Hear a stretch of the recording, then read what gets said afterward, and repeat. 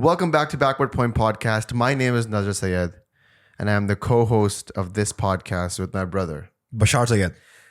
And today, we will be talking about Pakistan cricket exiting the World Cup. So, to a surprise to a lot of people, my voice is a lot joyous. There's a lot of vigor in my voice. Not as depressing as it was in the Afghanistan pod or the Australia pod or even the India pod. Lots of energy in my voice. I will explain in a bit. Bashar, you saw the game. What did you think about it? But firstly, I just want to point out, you mentioned that Pakistan is out of the tournament. I mean, I think there were people in our Discord community doing some PCT math, and Pakistan apparently still has some chance. I believe there's like a 7% chance of Pakistan qualifying. Give me the numbers. How does that work? I don't know. I don't care. In my head, Pakistan is disqualified once they lost the match today. Their only real chance of qualifying was winning all their remaining games starting from the one today.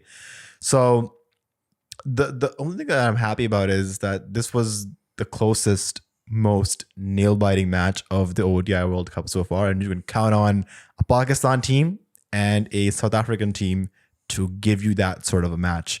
And sad that it took 26 matches into the World Cup for us to finally see a thriller, but happy to see it nonetheless. Sad that we were on the losing side of this thriller. It would have been amazing if Pakistan had clinched the victory in the end.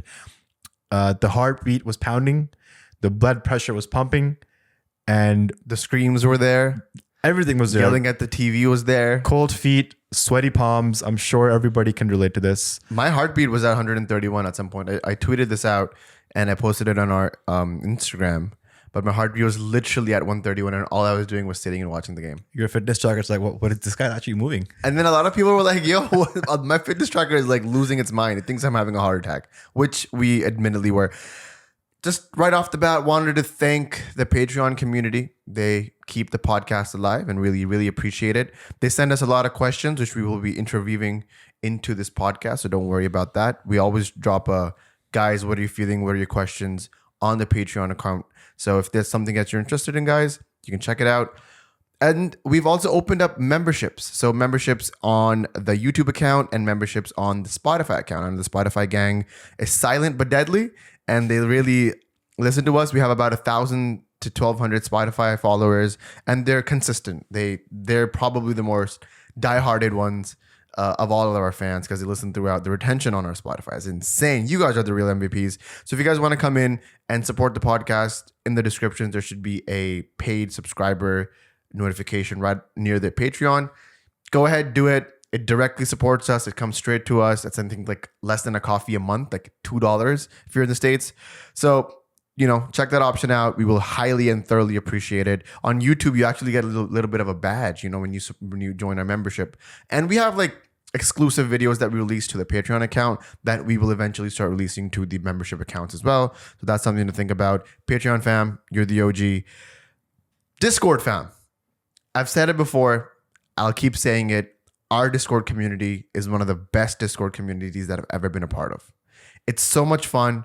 It's so engaging. Everyone's like on high spirits. And then when something goes bad, everyone groups together. The PCT therapy lounge, the voice channel, it's always active, unfortunately. But everyone's just a good sport about it. Everyone's having a great time. There's a bit of a pushback. Conversations happening in a very timely manner, in a very, I want to say, everyone's very courteous. Like they'll have disagreements, but like I had a little bit of a spat with one of our listeners, but it was a very disciplined back and forth. Nobody was going out of their way to insult each other. So I appreciate that. PCT fam and Discord fam, you guys are the real MVPs as well.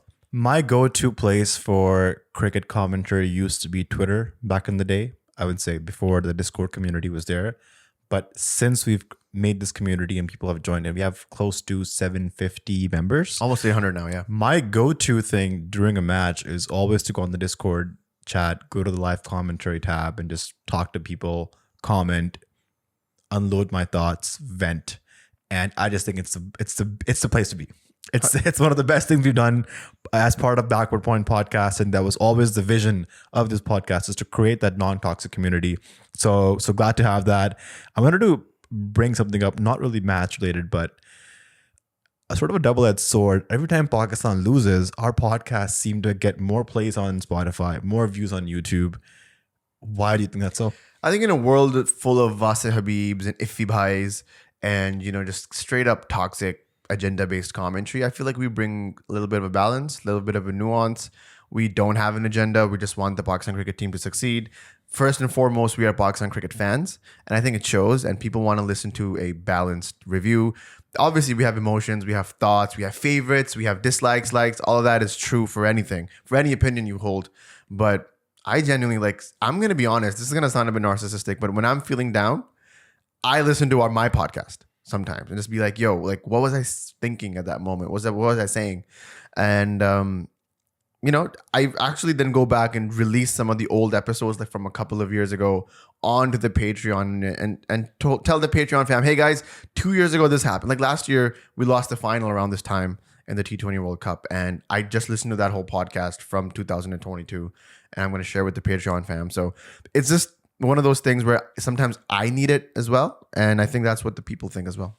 Absolutely. And speaking of toxic, I think we should start this podcast and, the Pakistan cricket team podcast. Before I think we can even dissect the game, we have to sort of take a miniature step back and talk about the PCB and that horrendous, despicable, pukable, vomitable, deplorable PCB media release statement that came out hours before the game. I think that's a good point to start because that sort of ties in to everything that comes out today and for the rest of the tournament and possibly for the next 12 months of the Pakistan cricket team. PCB releases a statement basically saying, hey, this is not our team. Inzi and Babar chose this team. Inzi, by the way, who's already fired. So, it's really easy to throw him under the bus. They chose the team. This is their team. Don't point fingers at us. We want to keep our jobs. Screw you, Babar. Screw you, Inzi.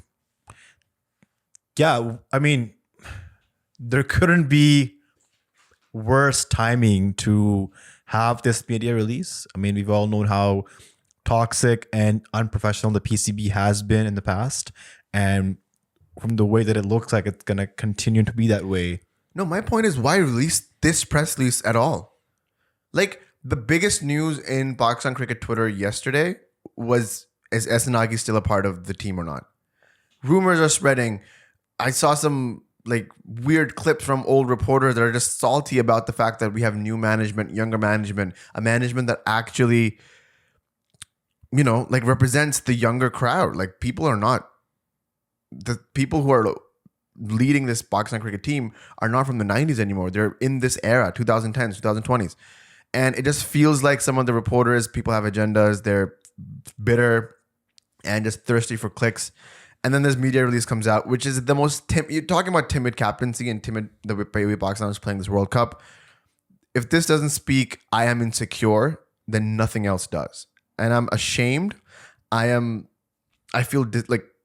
despise this completely, wholeheartedly. And I wish that this wasn't the case, but the Pakistan Cricket Board is what we have to deal with if you want to be a fan of the cricket team. If I just read two snippets from the media release, it says, Captain Babar Azam and Chief Selector Imam Ul Haq were given freedom and support in forming the squad for the ICC World Cup 2023. Looking ahead, the board will make decisions in the best interests of Pakistan cricket based on the team's performances and the World Cup. So to summarize and to explain, this basically means that, hey guys, we're the PCB, but this team was picked by Babar and his mom. So don't blame it on us, blame it on them. They were the ones that picked the team. They were the ones that were making the calls. But going forward, the PCB will be making the calls for what's in the best interest of the team. So that sort of hints that if Pakistan doesn't do well, we might lose the captain. We might have a change in selector. Might have a change in the team. This is the writings on the it's not even if. This is the writing on the wall. This is the red herring to Babar Azam. It's over. It's over. The era of Babar Azam, the past 3 years since he's been captaining, he's built the team. He's built a core group. He's built team culture and unity. And we're sort of seeing that evaporate in front of our eyes. And that's likely the writings on the card post this World Cup. Shameful, regretful, completely insulting. What more can I say? I'm just appalled that this is the team, that this is the board that's with this team. And it's, you know what it is? It's a laughing stock. You give people like Harsha Bhosle. Harsha. Asha Bhosle. You give people like Asha Bhosle and Harsha Bhogle. Both of them. Maybe she could have sang a better song for the World Cup. Yeah. Hopefully, you give both of those people chances to come on national TV, sports media, and ridicule us. And, people like us, when we have the opportunities to go on things like Fan Code, where we're against a corporation like Sports Yari, and we don't have the ammo to back our team up because the officials do shit like this, which is dumb and it's stupid. And that was appalling, and that comes straight into the game. I think it's a direct tie into what we're going to talk about next, which is this game. I think Pakistan, so they went into this World Cup and we were thinking this is going to be a record-breaking World Cup for Pakistan. It has been, but not in the way that we were thinking. Pakistan's first loss against South Africa in an ICC event in 24 years. The last time Pakistan lost to South Africa was the 99 World Cup. And somehow Pakistan has always gotten the better of South Africa, despite how good their team may be on paper in the recent past in ICC tournaments. And I was honestly thinking that for the same thing to happen in this World Cup. Pakistan's first ever loss to Afghanistan in ODIs also came in this World Cup. And this is also the first time Pakistan has lost 4 matches in a row at a World Cup. So record-breaking, but all for the bad reasons. Yeah, I mean, there's no denying that. It's been a tough season for Pakistan cricket. It's been a tough awakening for Pakistan cricket. That being said, today's game was top 10 World Cup games ever. Easy. Maybe for Pakistan. I'm not sure if overall, but it was nail-biting. Top 10 in the past, maybe like 3 World Cups. Right? It was like, off the top of my head, all I can think about is like the World Cup final. 2019 comes straight into my mind. This whole World Cup has not had a single game where it was like, oh my God, what's going to happen? We don't know. So you have to rule all the 26 games that have happened. The best game of this World Cup so far. 100%. And it had to be Pakistan and South Africa to pull that. Like, there's no other team that could have done that. Now, had Pakistan won today, now that would have been a great twist in this World Cup story. But guess what? Pakistan lost, which evidently, just subjectively speaking, the next 19 games are completely irrelevant. Like, there needs to be a psycho situation for Pakistan to make it through. And, I don't even want to go into the math of that, but it almost makes the rest of the tournament just not relevant at all. And there are glaring issues with that. There are glaring issues with the setup of this tournament. It's fun to have all these teams play each other, but at what cost? Most of the tournament is basically a moot point, and it's not fun. It's not fun. A lot has to be said about management and the way this tournament was actually organized and executed, because the similar format played the last tournament, and the last tournament was one of the best, if not the best. So this has to go down to like competition, teams actually putting in an effort. In the last tournament, we didn't know what the last top 4 is going to be until the last possible moment. Pakistan was just a few net run rate points behind New Zealand, I believe, or England. And like, that's fun. But when it comes down to this, where like a major contender team just falls off the radar, you then have reminiscence of a 2007 World Cup, which is probably the worst out of all of them. What are your thoughts about that? I think you're absolutely spot on here, because as we see the top 4 right now, South Africa are at number 1, India is 2, New Zealand is 3, and Australia is 4. So I think that is going to be the top 4 for this World Cup. We might see just a change in the order of how this happens. I reckon it's going to be India, South Africa, New Zealand, and then Australia, and perhaps an India versus South Africa final. But yeah, just as of right now, we're like just halfway past the tournament, and we feel like we have the result of the top 4. So like you mentioned, the next games might be a bit dull and boring, and unless there's close matches, there's no point in really following it.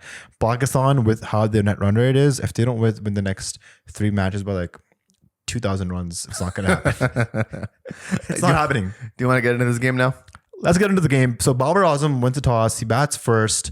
And that's very good because the only way to sort of win against South Africa is to bat first, put runs on the board, and then take wickets against him. That's what Netherlands proved. Exactly. So teams like South Africa and England, who sort of come out all guns blazing, the only way to stop the flow of runs or to win against them is to consistently take wickets against them, right? All the teams that have beaten England were successful in taking wickets against them. And that's the same thing that Pakistan was hoping to do here.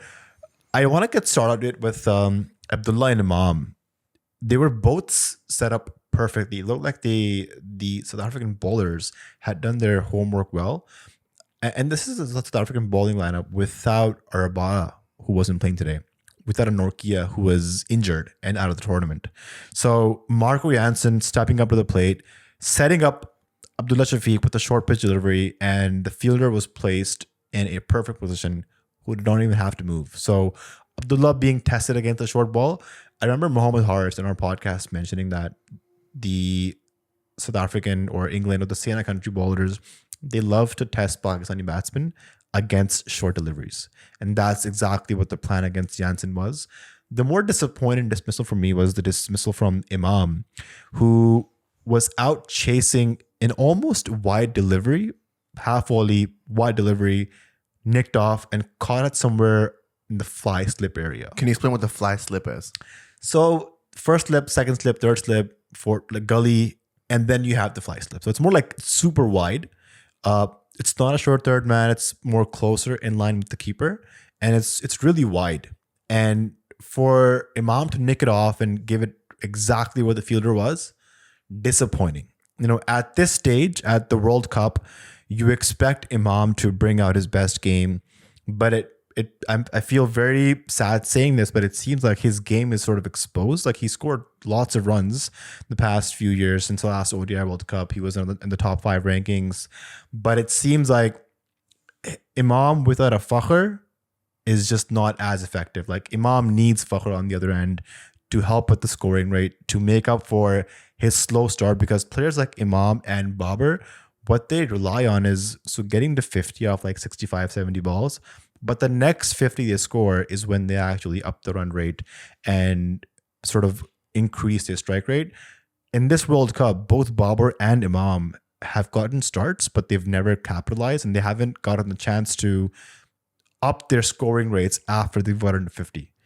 And that's why their strike rates have been shockingly low. Fakhr needs an Imam. Shaheen needs a Naseem. Story of our lives. You need a wife as well, bro. Shazi asks, should a message be sent to Imam that he needs to bat with more aggression and intent? When he gets big scores, he makes it up with the strike rates, like we mentioned. But when he gets out early, he's wasted too many deliveries, and that too in the power play. I think I'm going to go out on a limb here, and I think I'm going to say that this is probably the last World Cup that Imam is going to play for Pakistan. Would you agree or disagree with me on that?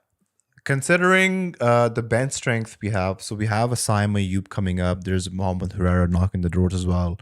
And I feel that there needs to be a general shift in the whole approach and mindset of the Pakistan team going forward post this World Cup. It's a diplomatic way of saying, yes, this is the last time No, so Imam is playing the World I've Cup. mentioned this last episodes. There's 2 options for Imam. Either he does get the message and he changes his approach, or number 2, we replace him with someone else who can play the way, which is the modern way.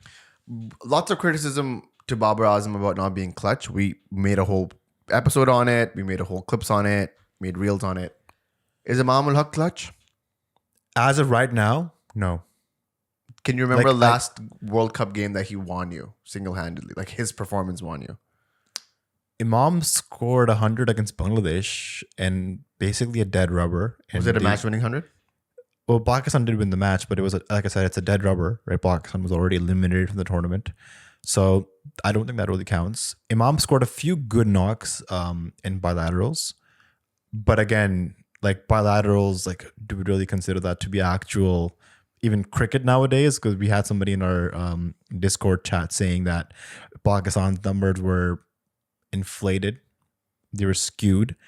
And the rankings are not a true reflection of what the actual Pakistan team is in terms of Pakistan's team rankings and also the Pakistan players rankings. Yeah, no, I agree with that. So it was a good run, but Imam. But I think it's time to say goodbye.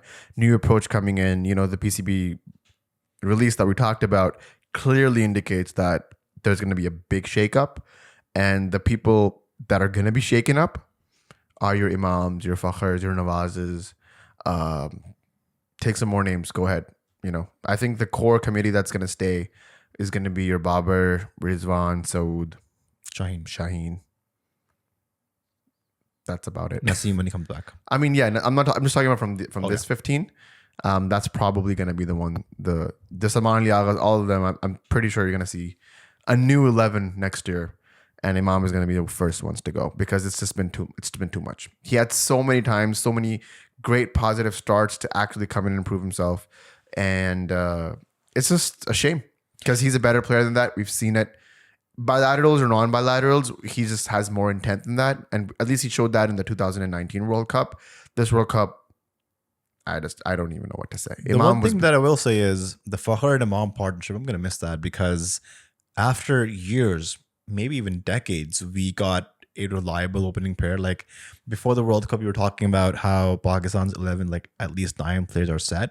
And the most critical part of Pakistan's team was their top 3. Like the first names you would put down were Fakhar, Imam, Babar. And I can't remember the last time that happened to the Pakistan team. You know, there's a conversation to be had about them not being informed, but just to have that consistency and haven't been given that long of a run, you know, credits to Babar Azam for that. I think this is Fakhar and Imam were the best opening pair for Pakistan since Amir Sohail and Said Anwar. Yeah. I think numbers back that up as well. No, don't get me wrong. Like, I'm going to quote Eminem here. When it's going good, it's going great. But when it's bad, it's awful. You know? And that's the crux of this Pakistan team right now. The Fakhar Imam partnership, legendary. You know, lots of games won. Lots of games gotten close. It's an end of an era. You have to take that into consideration. The Babar captaincy era is coming to a close. That's why I kept mentioning to everybody on the Discord chat as well, enjoy the last 3 games if you are a Babar Azam fan, in the sense that Babar Azam is going nowhere. Let me just make this very, very clear. People asked us that. You cannot drop the best player you've had in the past 25 years in batting. Ever. It's just full stop, period, shunya, whatever it is, done. The Babar Azam is never being dropped for the next until the next World Cup. Unless he has like a horrendous Fakhar Azam type patch where he's played 30 innings, scored like 12 every innings on an average of like 5, you know? Apart from that, Babar Azam not going anywhere, but it's going to be end of an era. We will talk about this in length when it happens. But right now, Imam, it's time for us to say goodbye to Imam. So Pakistan with 38 for 2 when Rizwan comes in and luckily gets dropped first ball. Again. Now, I didn't see this drop, so can you walk me through what happened? Yeah, the first ball he comes in and they try him out with a slower delivery. The same delivery. This is like the first ball. First ball ever he's facing in the match. And it's sort of the same tactic that the Netherlands used against him. The same tactic that Bumrah, was it Bumrah? Bumrah got him out. So Janssen balled him an off cutter and he was sort of going for the drive, the push. And because it was a slower ball, his bat went forward. It hits the splice of the bat. And it goes on the left of Janssen, and Janssen is a 6'8" giant. He dives in, the ball hits like the palm of his hand, it pops out. He gets very lucky, and then Rizwan sort of made a bit of the most of it because he at least came out with some intent. He hit 4 fours, 1 6, used his feet, batted with intent, which has been lacking in the Pakistan loader. So as soon as Pakistani batsmen start batting with quote unquote intent, why do they throw their wickets away? Like intent and carelessness, do they go hand in hand? I think high risk, high reward. When you play with intent, there is always a risk to be out, but that's what you take, calculated risks. Would you say Aiden Markram batted with intent today? Yes. Why did he score 91 and Rizwan scored 30 odd? I don't know. It's hard to say Irfan Janejo scored 91. Yo, I was going to talk about that. So on a lighter note, Aiden Markram looks like Irfan Janejo. Virat Kohli looks like you, Bashar Sayed. Abdullah Shafiq looks like me. Apparently. Yasir Shah famously looks like Lionel Messi. What is happening? What is happening in this cricketing world, this parallel universe? I'm all for it. if Irfan Janejo scored 91 today, Irfan bhai, you're the real MVP. That's the only reason I'm happy today is because my friends look-alike did really well. And you know what? I propose a mini cricket team. You, me, IJ, and we'll get a few other lookalikes and see what happens. Let's see. I'm down for that. So Pakistan's top 4 batsmen, 2 of them get out to short balls. Rizwan and Abdullah. Like I mentioned, a planned strategy of testing Pakistani batsmen out with the short ball. And then now we come to talk about Babar Azam. So Babar Azam pitches up 50 again. This is his third 50 in the tournament. It came off of 64 balls, and a alarming stat is that 36 balls from his innings were dots. So Babar Azam is clearly struggling to rotate strike, to take singles and doubles. Why? Because a part of his game has been exposed. So let me just say a few things here. Babar Azam, credits to the last 350s he scored, has sneaked up as the 19th highest run score of the World Cup. I'm going to stop you right there. You said sneaked up. I don't know if that's a real word. What do you mean, bro? Isn't it snuck up? Snuck. Okay. Babar Azam has... Yo, no, wait. I want people to fact check me on this. Is it going to be sneaked up or is it going to be snuck up? Because as a writer, this really triggered me when I saw this in the notes. But go ahead, please. So Sorry. Babar Azam has emerged as the 19th highest run scorer of the World Cup. But Babar Azam has the lowest strike rate amongst the top 21 batters. Babar Azam's strike rate is 79. His game is typically struggling against spin. Tactically, all the teams, whenever Babar Azam has come to bat, they've put on spinners against him. Babar Azam is extremely comfortable and fluent against pace. But against spin, amongst Babar Azam's total deliveries faced in this World Cup, 68% have been against spin. So in Babar's stats against spin in this World Cup, also very alarming what I'm about to share with you. Babar has scored 113 runs off 178 balls. Amongst those 178 balls, 93 have been dot balls. Babar Azam's average against spin this World Cup has been 28. His strike rate has been 63. Babar Azam's strike rate against spin this World Cup has been 63, and he's been dismissed 4 times out of 6. So the question is Babar Azam struggling against spin bowling? I mean, you give me this long rant about how Babar sucks at spin, and then you ended up with a question. That was very Fox News of you. Is Islam dangerous? Well, they killed 1 billion people here. Are they dangerous? It's giving me that kind of vibe. I respect that, by the way. Yes, he sucks at spin. That's the short answer. A couple of things I'm going to mention here. Babar Azam, the last ODI World Cup, he used his feet a lot against spinners. So he came down the track, went over the top, used the slog sweep, even swept the ball. But Babar Azam in this World Cup has not played those shots. I don't think I've seen him come down the track in this World Cup yet. I haven't seen him sweep the ball properly in this World Cup yet. So those are 2 parts of his game which I think he needs to work on. So confidence, captaincy, pressure, fear of PCB release, fear of getting out, fear of failure, fear of the consequences of him getting out, the team collapsing, as we saw against the game in India. Pakistan was 150 for 2. Babar Azam gets out, which triggers a collapse, and Pakistan is all out for 191. So it's a mixture of those things. But regardless, I know Babar has scored 350s, but this is by far Babar Azam's innings runs that have the least importance and the least dominance. I've come up with a great analogy of Babar Azam's performances in his career. So we've all taken math courses, right? Remember taking a math course in university and how the whole course was 100% and it was broken down by 50% finals, 25% midterm, 25% quizzes. So Babar Azam as a student does amazing in quizzes. Every week he comes up, he churns out 100%. But when it comes to midterms and finals, he's flopping. So in the analogy of cricket, the quizzes are bilaterals and midterms are Asia Cups and finals are World Cups. Oh my God. So Babar Azam is giving me double-headed trauma, by the way. Babar Azam is a great student who, he does amazing at quizzes. He's working hard weekly. But when it comes to big occasions where he actually needs to show up, the midterms, the finals, Babar Azam is not showing up. He's having some exam anxiety. Maybe he's not preparing too well, or whatever he's studying is not coming on the exams. So because of those reasons, his final grade is like a C or a C plus. He needs to get tutored. The problem with Babar Azam right now is that we cannot keep saying that he struggles with spin if he's a top order batsman.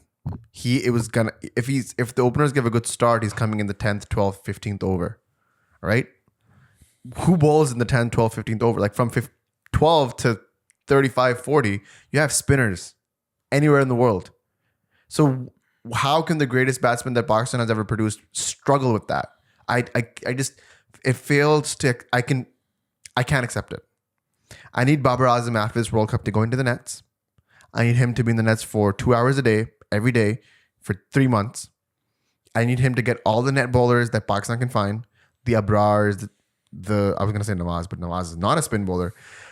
All the spin bowlers that Pakistan can find, put him in the nets, give him 2 hours. He should not have that weakness anymore.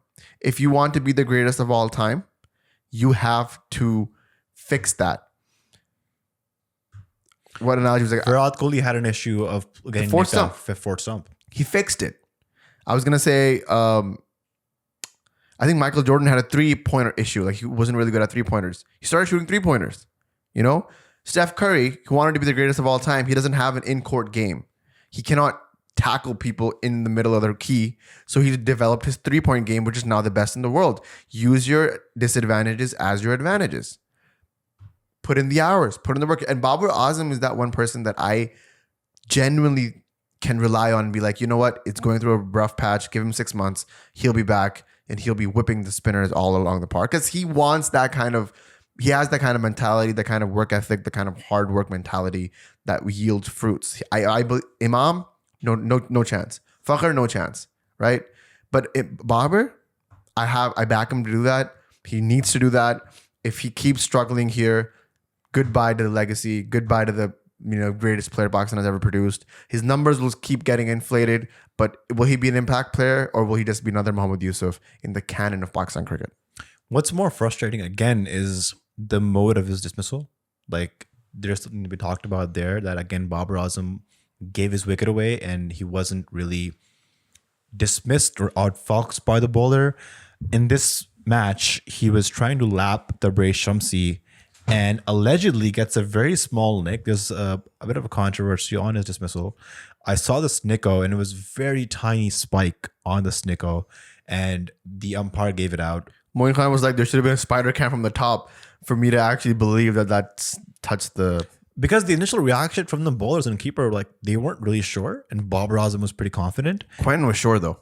And then when it was given out, Babar was shocked. Like he looked pissed when it happened. So I think sometimes as a batsman, you do know when you've hit it and when you haven't.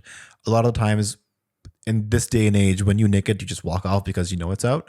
But for Babar Azam to have the initial reaction, just being calm, collected, and the bowler not being too sure, to him being pissed at the end, I'm not sure if he was pissed at the decision or pissed at the way he was getting out, because this was the moment for Babar Azam to up the ante, up the scoring rate, start dominating the bowlers. That's the story of this entire World Cup.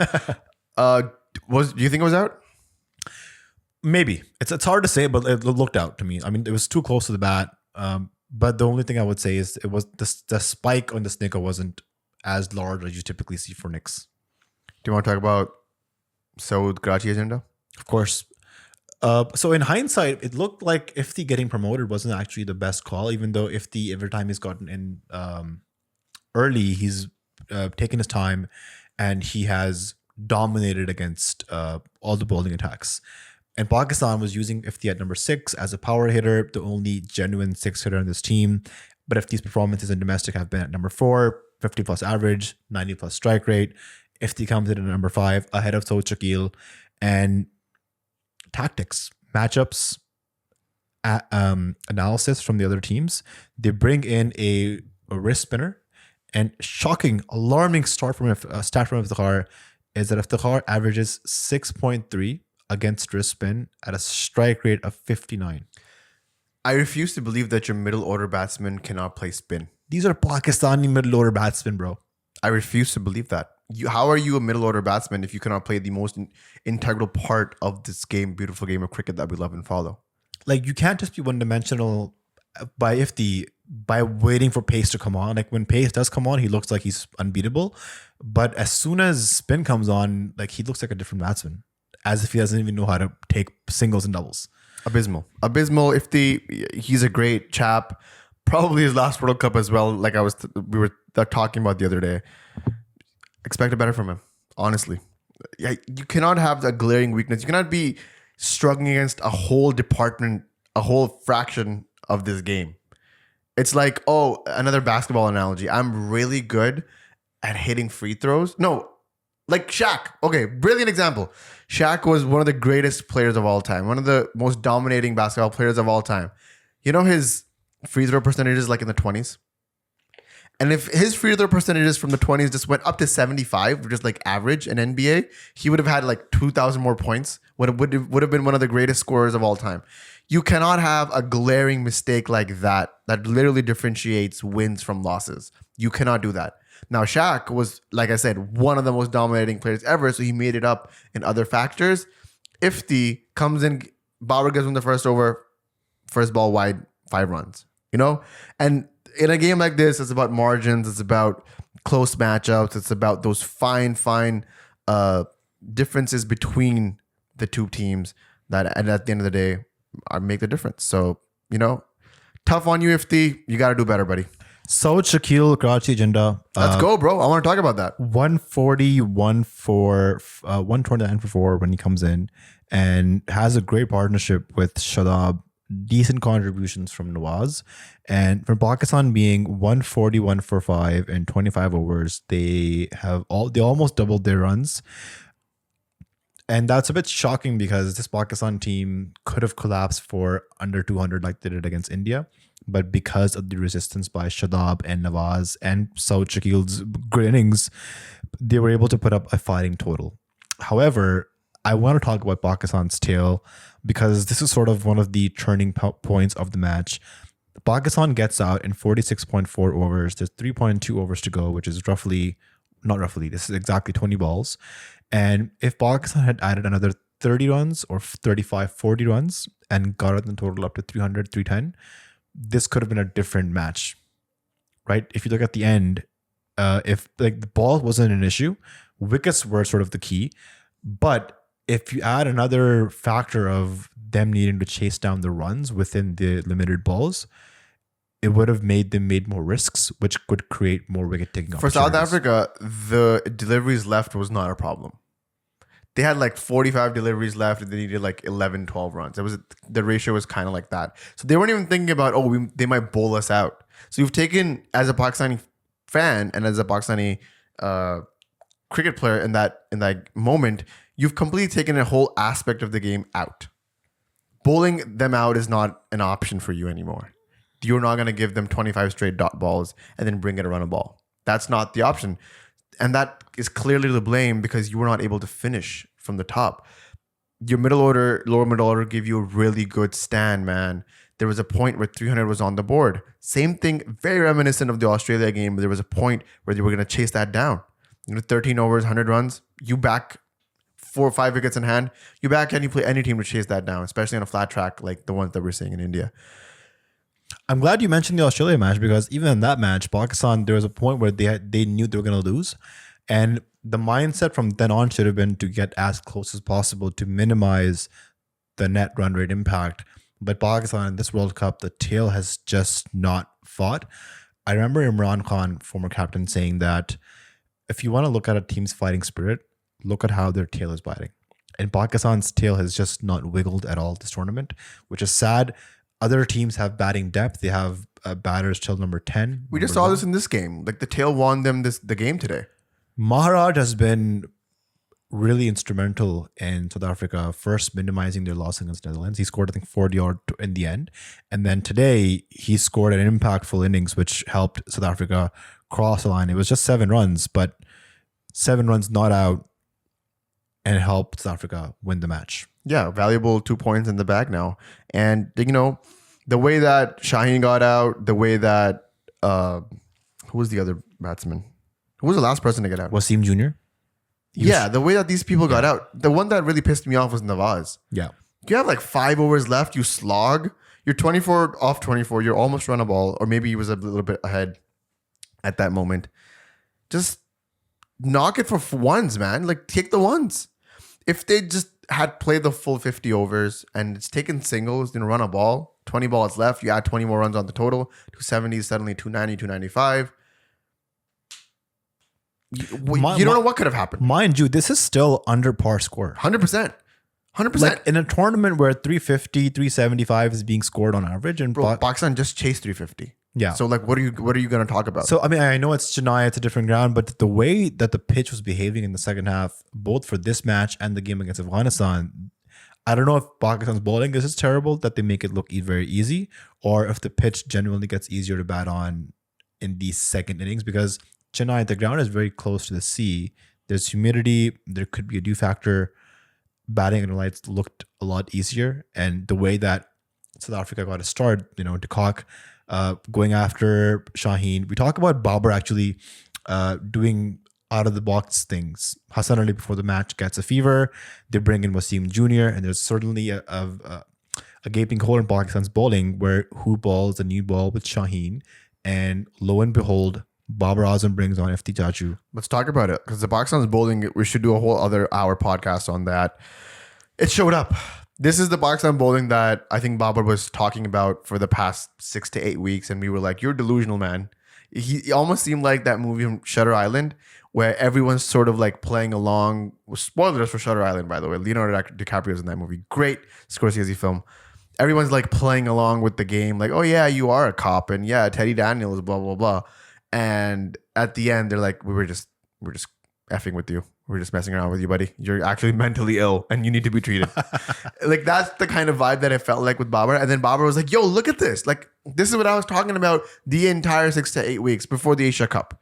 And yeah, let's talk about it. Firstly, out of the box thinking for Babar near the end of his captaincy is insane for me. That's a great call. Where were you like 6 months ago, buddy? But yeah, sure, like, I'll take it. Out of the box thinking there was a gaping hole, who's going to bowl with the new ball. You come in, you bowl a few from Ifti, you bowl a few from Nawaz. And I think it was the matchup. So the right arm off spinner against de Kock, left-hander, that was the matchup. How does Pakistan remember matchups like in their 6th game? What happened to the first 6? I genuinely feel like Imam Ul Haq, Hassan Tima, they're bringing these stats to Babar, and like 6 games too late? No, he's just doing his thing. Like, Babar's like, okay, I understand that. Thank you for sending that. I appreciate the hard work, but I'm going to do my thing here. Because in Islamabad United, Shadab is more open to those matchups, those numbers, and you see a lot of flexibility in their batting order, their bowling attack, they're playing 11s. Babar, I think, he needs to evolve a bit more. He's one of those. No, he doesn't. It's over. What are you talking about? He needs to evolve. You did tell Rizwan and Shaheen to evolve, because that's who's gonna. They need that kind of advice, because in the next few weeks we're gonna hear it. But the thing is, like, Ifti is no Hafiz. Muhammad Hafiz against left-handers was a better left story than Muhammad Hafiz with part-timers. Exactly. Wow, below the belt. A question from Hazi. He says, do you think we saw the return of prime Shaheen Afridi here? We got to talk about Shaheen and his amazing spell today. I think, so short answer for Hazi, no. But something bigger has happened here that we need to acknowledge, which is that Shaheen Shah Afridi has started using his brain. He's realized that he's 10 clicks slower, so that it puts him at a disadvantage. But he also realizes, hey, I'm Shaheen Shah Afridi. I'm one of the greatest bowlers in the world right now. I can use a little bit of a variation every now and then. And that's the difference. He's using the short ball well. He's using the length ball well. His slower one is actually pretty deceitful. And he's found his rhythm in a whole different kind of way. This is not the Shaheen from the 2021 World Cup where it was 148 swinging back into Aaron Finch in the semifinal. And I don't think we're ever going to get that back. And I think as Pakistani cricket fans, we should make peace with that. That's okay. That's fine. A 138, 140 Shaheen using his brain is also very lethal. I want more of it. You mentioned the semifinal game against Australia in the 2021 T20 World Cup. I was just watching Shaheen's first over in that match. And man, Shaheen looked lethal. He looked deadly. Yeah. Like the way he was getting through his action, the snap he had in his action, the swing he was getting, the accuracy he had, the pace he was bowling at. I miss that Shaheen. I genuinely do. My heart yearns for Shaheen to make that sort of a comeback. But like you mentioned, It's going to be tough. If you keep yearning for that, it's going to be a long few years for you, buddy. Because Shaheen, like you mentioned, like he has lost 10 Ks and he's sort of making up for that by bowling with this variation, using the crease, using different angles, using reverse swing, and he's sort of the go-to bowler for Pakistan. In no time, he is right now the highest wicket taker in this ODI. Did he get 100 today? 100 wickets? Don't think so. I think it's at 99. He was at 99. 99 ODI wickets for Shaheen off. You're almost about to crack the 3-figure mark. Good for you, Shaheen. He's probably going to do it in this World Cup. So lovely bowling. Another huge incident that happened in the match was Shadab Khan's concussion. I was just going to say, is my boy okay? Shady boy, I don't know, man. He looked like he was pretty animated in the dugout. When he was walking back, he was not moving his neck at all. It was like Batman from 1989 or 19 whatever it was. 89 Batman, yeah. The Michael Keaton Batman, where his neck didn't move. Did you know this? The 1989 Batman's the way the suit was designed, his neck wouldn't move. So if you had to talk to like Alfred on his right, he would do this. He would just move the whole head. This reminds us of when we had those tight suits made in Pakistan right now. Oh yeah, we could have moved to. Yeah, we had a few weddings in Pakistan in January, and one of our cousins gave like all the wrong fittings. So all of our cousins were wearing the same thing, but it was extremely tight, so we couldn't move our arms like past our shoulder length. It was crazy. Great times, fun times. But yeah, that's what Shadab had turned into, and they actually, for some stupid reason, wanted to get him back on the field. Good call for not doing that. Use the concussion reserve. Usama comes in and just takes 2 beautiful wickets, important wickets, bowls abysmally. I think the 6 or 7 overs that he bowled, 4 of those overs, the first ball was a full toss, 2 of those for 6s. So I don't know what's going on with Pakistani wrist spinners. I can bowl better wrist spin than that. And, I'll give you a half tracker, but I won't give you a full toss. Like, let me pound the ball on the deck a little bit before I give you anything. Like, I'll make you work for it just a tiny bit, but a full toss is just illegal. It should be illegal. He does that a few times, but he gets the wicket of, who does he get the wicket of? Rusty Van Anderson and Markram. RVD and Markram. So RVD's wicket. Waseem Akram's 2 favorite players. Van Anderson and Markram. Yo, Waz is a legend. I don't even know what you're talking about, bro. The only other show that I listen to apart from Backward Point is The Pavilion, and I think it's a vibe. It's a vibe. The subtle shade at everyone on that show, I love it. Yeah, so Fandadusa gets out. 2 umpires calls on that decision, by the way. 2 umpires calls. This will come back and bite us in about 10 minutes when we talk about the end of the match. But we take it. We're happy. We're elated. Usama takes wickets. Usama takes Markram's wicket as well. Very important time. Very important wicket. Basically puts Pakistan back in the game. I'd see no problem with this. Usama, good redemption arc. But nice to see you, buddy. I don't think you're going to be wearing greens for a long time. Osama Mir, probably was not even thinking of playing this match, given the concussion to Shadab. Also forgot a really good catch that he caught for Hassan on a deep third man. Ever since the drop catch of Warner, he's taken some incredible catches. I think the Osama Mir redemption arc in fielding has been achieved. Successfully unlocked. Let's talk about Waseem Jr. because that's who I want to talk about. No, bro, you got to talk to him. You got to apologize to him and all the fans because you were so stringent and critical of Waseem Jr. Apologies needed. You've got to promote his shampoo. You've got to talk about his hair. Yo, what is his it? bowling. What is the shampoo thing? I don't know what it is. Is this some Pakistani ad he was in?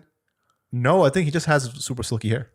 So that's people just make fun of him and for having good hair? Someone made a video of him. I think you should not be making fun of him for having good hair. Someone made a video of him, I think in New Zealand or somewhere, and they were like, "Oh, Waseem bhai, which shampoo do you use?" And he even mentioned the brand name. I forgot. But that's sort of the joke with Waseem Jr. about his hair. It's so silky and it flies when he's running in. Yeah, I'm not going to be envious about a man who has beautiful hair. So I'm going to give you the next 30 seconds to apologize. That's your camera. So firstly, before I apologize, I need to know where this bowling attack was from Waseem previously. Because the reason that I was critical and stringent was because for the past 20 odd games, T20s and ODIs mixed up together or taken into consideration, just a no-show. Shorter lengths, getting whipped everywhere for 4.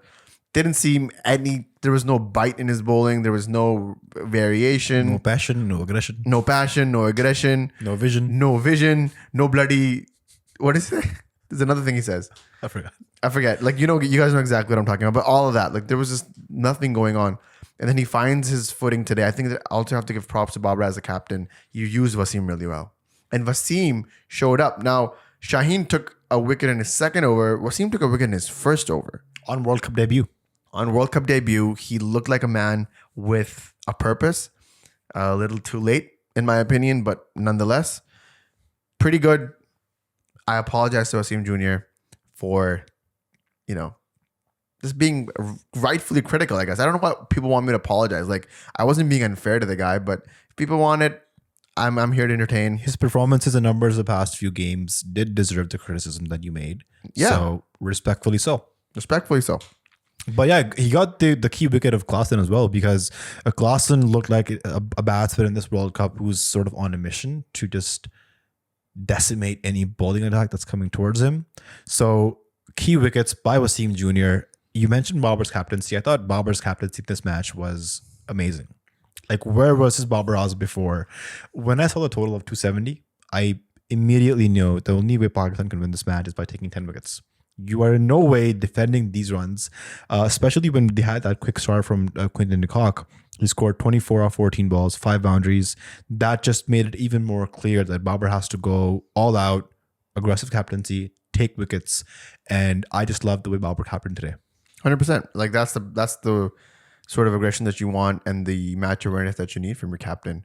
A little bit too late, sure. There is a couple of things I wanted to talk about. The big conversations of this match, the first one being the LBW decision. So the Haris Stroph's call looked dead straight, naked eye. Like, Naked when eye, it dead hit the straight. pads, I thought this is plumb. It does not get any more out than this. You could visually see the leg stump on display. Ball pitched inside, hitting middle stump. Looked like it was crashing leg stump or middle leg even. Umpire gives it not out. Pakistan review it, shows its umpire's call, and Pakistan could have won that match right then and there. Now, people are criticizing this decision a lot, but I want to take you back to one more decision that was umpire's call in this match, which was the LBW from Usama Mir The to RBD. Rassi Banardusan. Yeah, we just talked about That it. one actually looked like it was not out. It was going down leg, but the umpire gave it out. And then when South Africa reviewed it, it stayed umpire's call. So technology is not accurate. It's not 100%. I think it should be, but they're doing their best. There's a question here from Gavish, Patreon. He says, why is there still an umpire's call on DRS? Is the technology so unsure about the trajectory of the ball? I would also like to know the science behind the technology and the reason for umpire's call. So I did some research on how Hawkeye works. So firstly, they use the ball tracking system. It's called Hawkeye. And It's basically AI. yeah. So for that to work, they have multiple cameras on the ground positioned in different places to best track the trajectory of the ball. And then once the ball is bowled, they use their technology to find the predicted movement of where the ball is going to go. So given that technology, it's not 100%. Like, we've seen multiple decisions that have been controversial. I think it helps with sort of minimizing the human error, but there's obviously still a technology error that's there. Then the way that the umpire's call works is if umpire gives it out and 50% of the ball is missing the stumps, if it's an LBW, it stays umpire's call. However, if umpire gives it out and 50% is it missing? So more than 50%, so let's say if the umpire gives it out, the ball has to hit more than 50% or not hit more than 50% for it to be reviewed. Or to So if it's clipping, it stays out. It stays out, yes. And if the umpire gives it not out and the ball is hitting more than 50%, clipping. If it's still clipping, only clipping just by less than 50%, still not out. you need 3 reds, You need 3 reds. essentially. So my question then occurs, do you agree with the umpire's call? Maybe, so it's difficult, right? So Haris was bowling at 150 clicks. The ball is reversing, it's tailing. And from on TV, we can say it probably looked out. I may have a bias of Pakistan as being a Pakistani fan, but genuinely, like, everybody who we spoke to mentioned it just looked out. The umpire thought differently. I don't know what his thought process was, but ultimately Hawkeye backed what the umpire was saying. Hawkeye mentioned the ball is clipping, not hitting. So there's a conversation to be had on. My argument is, like, even if it's clipping is out, right? If the ball clips the stumps, it is indeed out. Then what are we debating about? Right? I just think it's a very futile thing. I think it's just to make the umpires a little bit more relevant. The umpires will remain relevant. Like, you need an umpire. There's no way that the umpires are just going to be out of this game of cricket. You need that. It's part of the game. There is something to be said about the naked eye. I get all of that. But human error is insane. And it occurs, and everyone's fallible.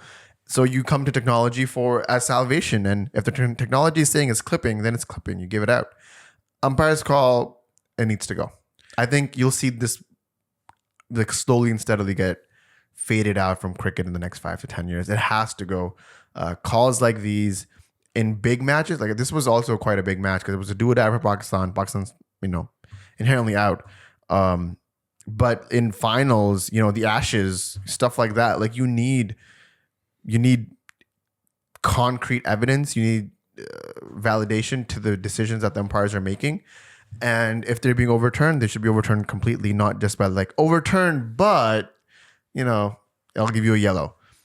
Gotta go. It's gotta go. And ultimately, that was it for Pakistan. If Pakistan had gotten that on their way, Pakistan would have been winners and into the World Cup, and this World Cup would have been blown open again, and it would have been anybody's game, and it would actually be fun to watch the next 19 games. But unfortunately, that was not the case. Now, I do want to talk about the death bowling from Pakistan. Like, this is the Pakistan bowling that, Babar Azam was so sure about. We were all waiting for. The way that Pakistan bounced back, I mean, I can't even say how proud I am of these boys. They did the best that they could for the total that they had. They used their brains. They used the fields.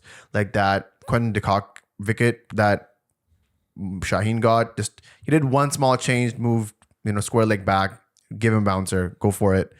Stuff like that. I love it. It's what I live for. Haris has been quite mediocre this entire tournament, but he found his rhythm. He came back. He was reversing the ball. He was bowling in the right areas. High pace. And you could see the emotion and the aggression and what it meant to him when that ball was given not out. He was on the knees. So are we. So are we, actually. That's true. I posted a video on the socials. You can check it out. We were on our knees. Everybody was on their knees. That was it. That was the game right there. And it just shows how much this means to these players. Everyone's so critical of them. They're not interested in winning. They don't have that mindset, et cetera, et cetera.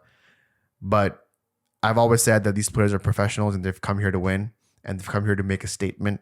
And they did so today. They lost like champions, if there is ever such a thing. And I commend them. I feel like that's why the pain of this exit is so bitter, is because we were actually finding our footing. Finally, Pakistan cricket team was turning things around. They were showing aggression in the field. They were fielding really well. They were catching their balls.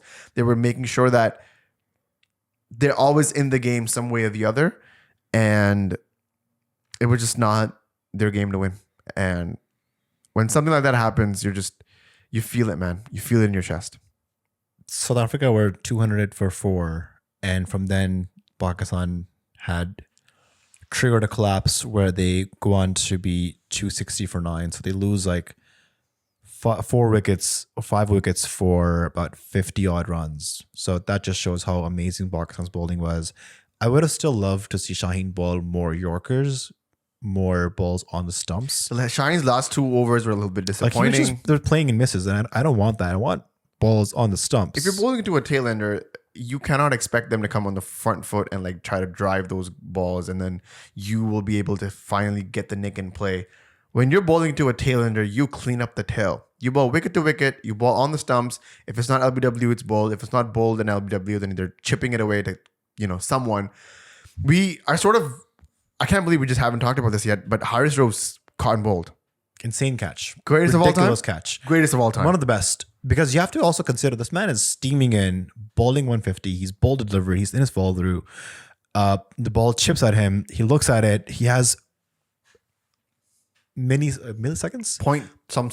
Point of a second to react. He puts his one hand forward. He catches it. He dives over it.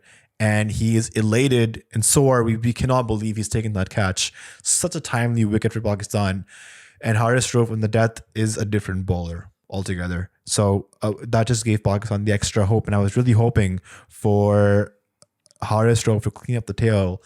He almost did it. As express pace ballers in Pakistan have done in the past. Like if you look at the era of Waseem Akram, Waqar Yunus, Shoaib Akhtar, these guys would clean up tails like it was nothing, right? So I just think that that's an area where Pakistan needs a bit of improvement of how do you clean up the tail. Mohammad Shami from India is a great death bowler, and I think it's because he has impeccable, accurate Yorkers with swing, with reverse swing, with variation, and I just think Pakistan needs to practice those Yorkers just a bit more because even the era of Umar Gul, bro, even last World Cup, Wahab Riyaz's Yorkers were amazing. He cleaned up the tail quite brilliantly, if I may say. Yeah, you're right. And, Pakistan did their best and Harry Stroke was doing his best and Waseem was trying to do the same thing. He even gave a few runs down the leg for wide because he was just trying to hit those block holes and trying to make the ball come in. Just wasn't meant to be, man. Mohammad Nawaz. Sad state of affairs. Mohammad Nawaz. Tu mera match winner hai. Babar Azam has claimed many a times that Mohammad Nawaz is his match winner. This is, and I will quote you, the fourth match that Mohammad Nawaz lost for Pakistan. I'm not putting the whole onus on Nawaz, but there's two things to discuss here. The first thing is, do you think it was a good option for Babar to give the over to Nawaz instead of Usama Mir?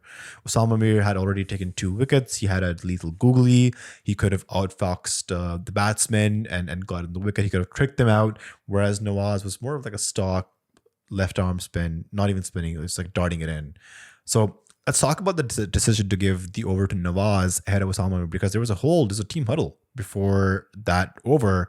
And I saw Iftikhar do this, like pointing his left arm spin that he wanted to give the over to Nawaz. Yeah. I think there was a team meeting. Babar probably took suggestions and then made his own call. His unwavering trust in Mohammad Nawaz again. So let's talk about the decision. Do you think, would you have given the over to Usama or do you think you would have stuck to Nawaz? Like I said, Usama bowled 3 or 4 of his first opening balls as a full toss and a couple of them went to 6. So I don't know what would have happened, but what if he gave the ball to Usama and Usama goes full toss and Maharaj hits him for 6 or 4? It was game over then, right? So I don't know if that's a bad call. I don't know if the margins are so fine that Nawaz could have like darted it in, LBW, done. Or, caught behind ball, whatever, right? You never know. The only thing that annoys me about the Nawaz thing is that you have a packed offside field and you bowl them on middle stump. It was the down the leg side ball. It was on his pads. Short ball. Have you not learned from Zaman Khan against Sri Lanka? Like literally 4 weeks ago? Shocking. One thing I'll say about Nawaz is keep him away from the Pakistan cricket team. I think it's over. He is not a match winner. He's not a match winner. I respect the trust that the captain had on him. I respect that. I genuinely do. I think that's a good thing to do.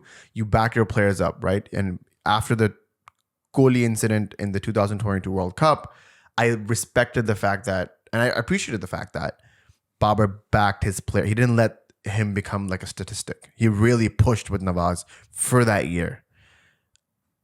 It's on Nawaz to deliver at this point. And if you're not, then you're done. I just wanted to quote the games that Nawaz had flopped for Pakistan when it came to actually him repaying Babar Azam's trust into him. So it all starts off with the 2022 Asia Cup group match against India. He's bowling against Hardik Pandya in the last over. Hardik Pandya smashes him for 6. They win the match. The famous World Cup match against India at the MCG. He couldn't defend 16. Was it 16 or 18 the last over? The 2022 T20 World Cup game against Zimbabwe, he wasn't able to finish the match with the bat. Pakistan lost by 1 run.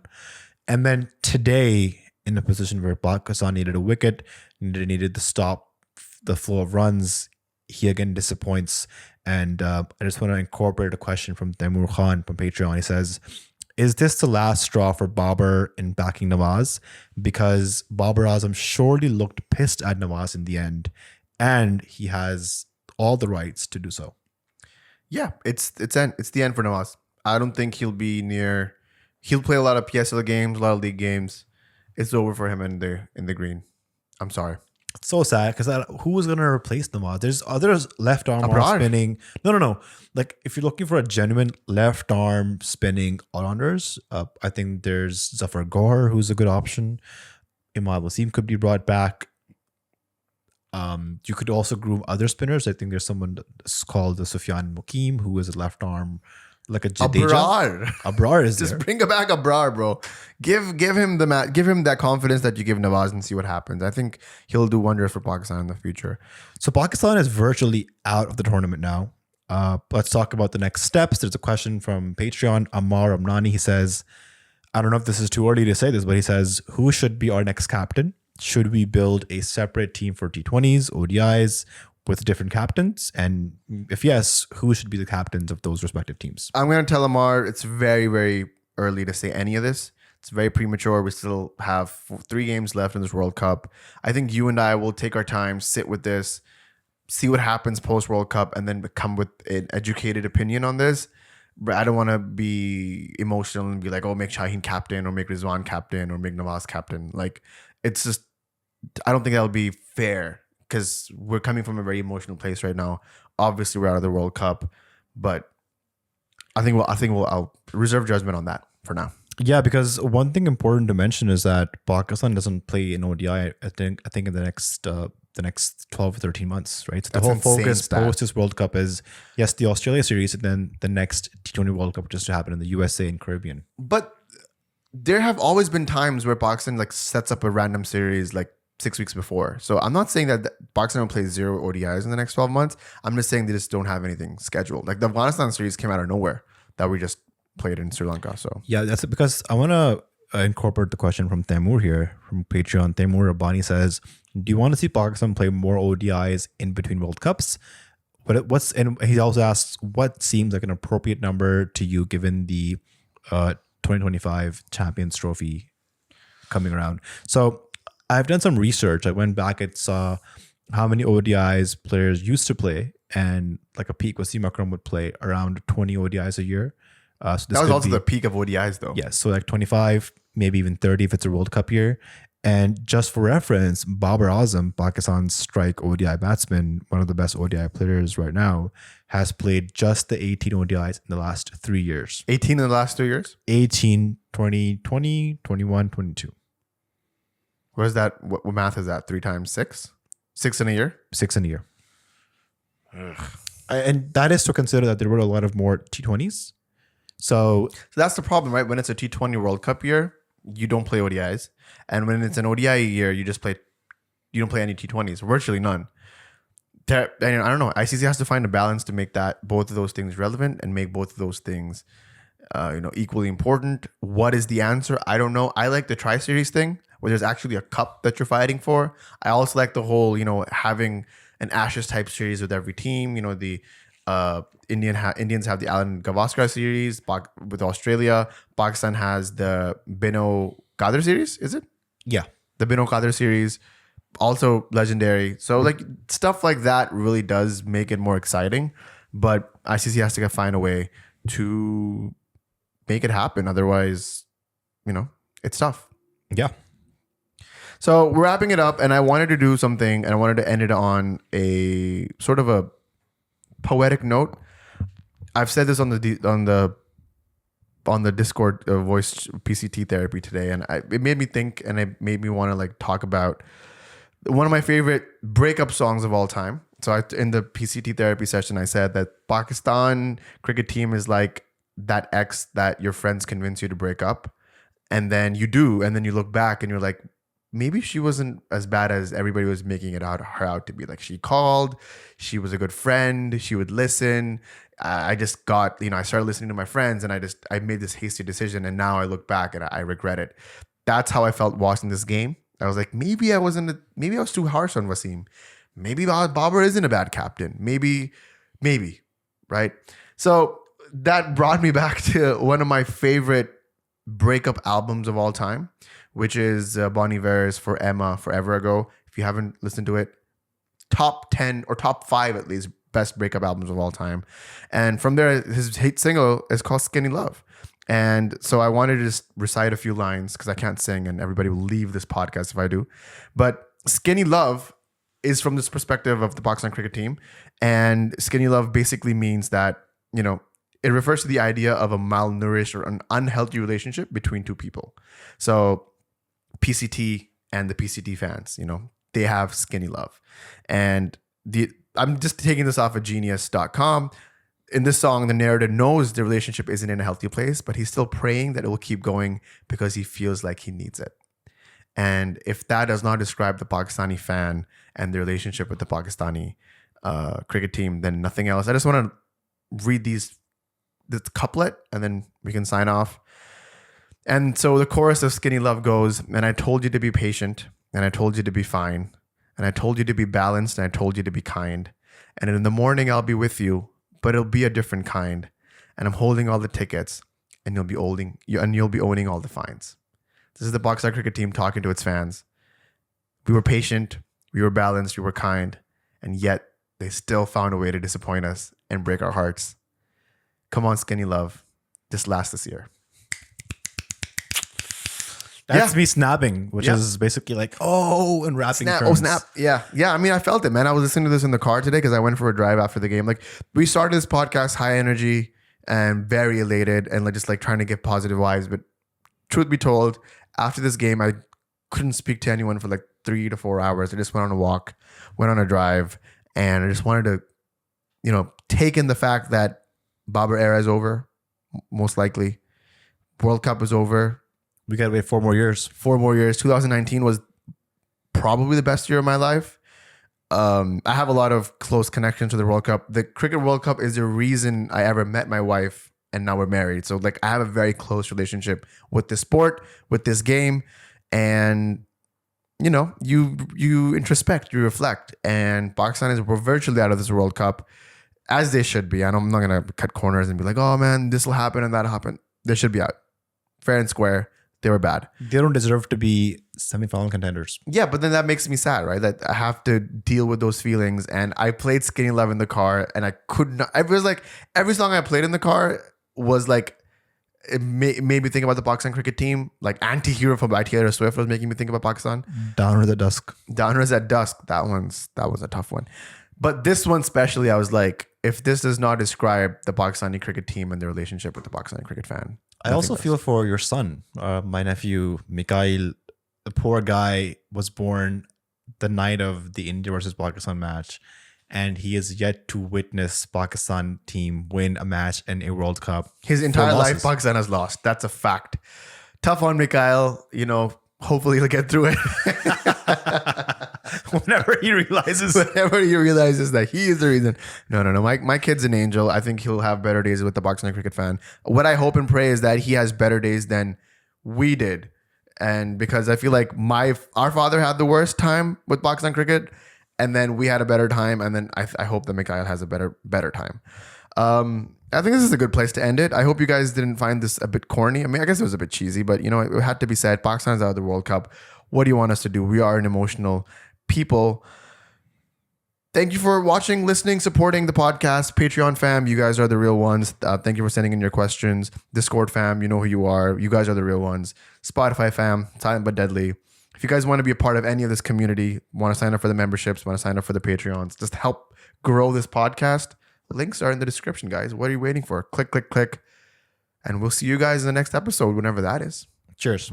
Cheers. Take care.